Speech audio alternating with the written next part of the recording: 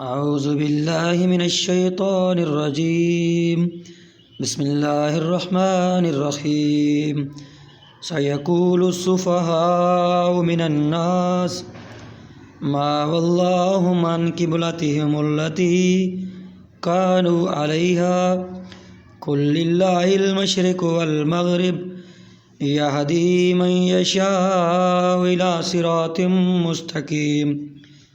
وكذلك جعلناكم أمة وسطا لتكونوا شهداء على الناس ويكون الرسول عليكم شهيدا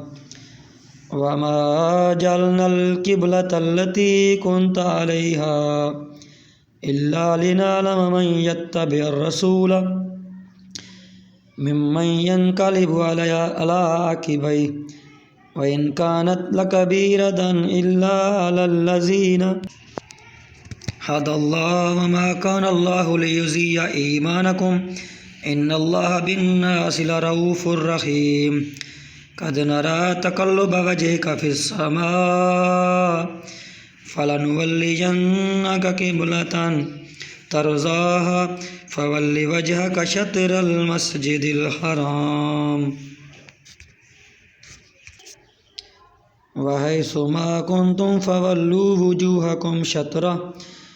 وإن الذين أوتوا الكتاب ليعلمون أنه الحق من ربهم وما الله بغافل عما يعملون ولئن أتيت الذين أوتوا الكتاب بكل